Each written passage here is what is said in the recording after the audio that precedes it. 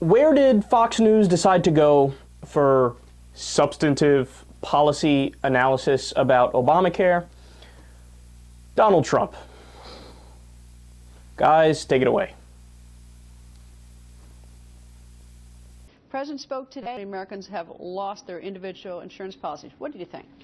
I just think it's a mess. There's never been anything that I've ever seen like this. It is a total catastrophe. And now what he's doing, look, it was the big lie, and now he said, we'll delay the lie for 1 year. That doesn't do anybody any good. So they'll get their insurance back. Number one, the insurance companies won't do it. They're not going to say, oh, we told you last month we're not doing it, and now we'll give it to you for a year. So it was the big lie that's becoming a total catastrophe for the country and really hurting people terribly. What do you tell American people? I mean, as they look at this and they think, well, now at least we got a year, maybe. Those were the individual policies. I mean, what would you have advised them to do? Well, I said it first on your show. This thing is going to die of its own weight. It's happening faster than I thought. And when the president said, I understand he said that he knew nothing about the website. How can your whole administration be based on Obamacare? The whole thing. I mean, your whole legacy is Obamacare. And you're not even enough involved to pick the people that are doing the website? Why didn't he pick Google? Why didn't he pick Microsoft? Why didn't he pick somebody? You know, a couple of these companies, they would have done it for nothing. We're into the website for over $1 billion. Now, I have 60 websites. I don't think I spend anything. I think they just make them up. Advice for the president today? Drop back and punt. You're going to have to get rid of Obamacare as you know it today. I think you'll probably have to scrap the whole thing and start all over. People in this country were very happy with their plans. Oh yes, Donald. People loved their health care, especially those over 40 million people that had no health insurance whatsoever. Especially all those people who went bankrupt because medical bills is the #1 cause of bankruptcy in America. You know who really, really liked their health care and their plan? The 45,000 people that die every year because they don't have access to basic health care. They love their plan. They love the system. Why are you messing with the system? It's perfect. It's beautiful. But this shows you the lack of objectivity somebody like Donald Trump has. Because in his circles, everybody does love their health care. Why? Because they're massively rich.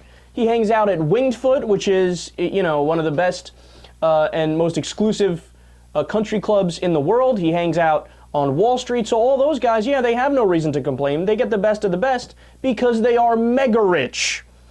So it's amazing that he says this on TV and thinks other people are going to be like, oh yeah, I'm with that guy. But other people don't have it as good as you. How do you not realize that? And then there's also, it's riddled with factual errors there. He says, oh yeah, Obama's lie is really hurting people terribly. No, you know what was hurting people terribly? The healthcare system. And then finally, Obama came along, and granted, Obamacare is nothing but a Band-Aid with some ointment on it over a gangrenous wound that is the United States healthcare system, but it was better than nothing. And specifically to Obama's lie, okay, I'm tired of playing patty cakes over this. Obama said that your plans aren't going to change, period.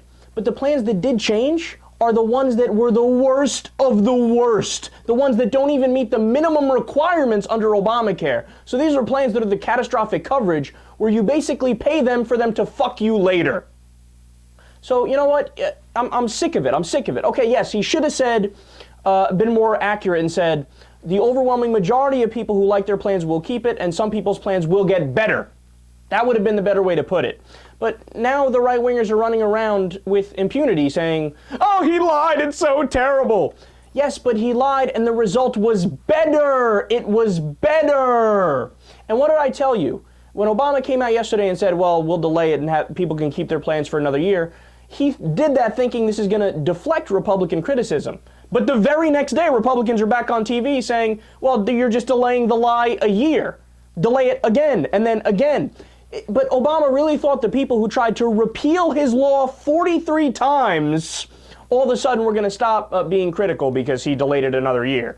No, you played right into their hands, man. You caved and you did exactly what they wanted and it was the wrong thing to do.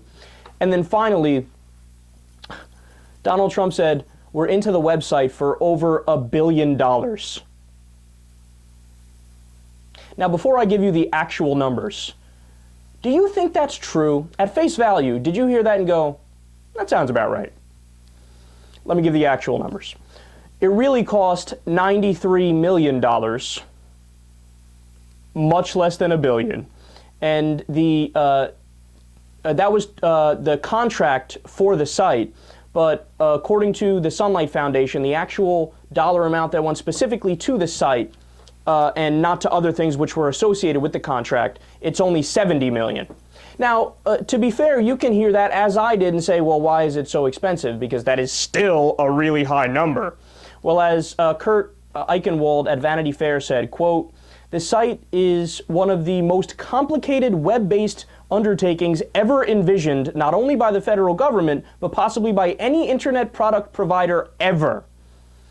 So, and let me explain a little bit why that is. So the original intent of healthcare.gov was to be what's called a portal website, essentially like the Google of health insurance. You go there, you put in your name, your social security number, and the state that you're from, and then it would redirect you to your state's health exchange website.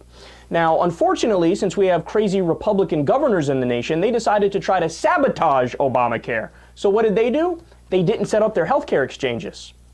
So when the site was going to launch, it was supposed to be, just a portal site like the Google of health insurance.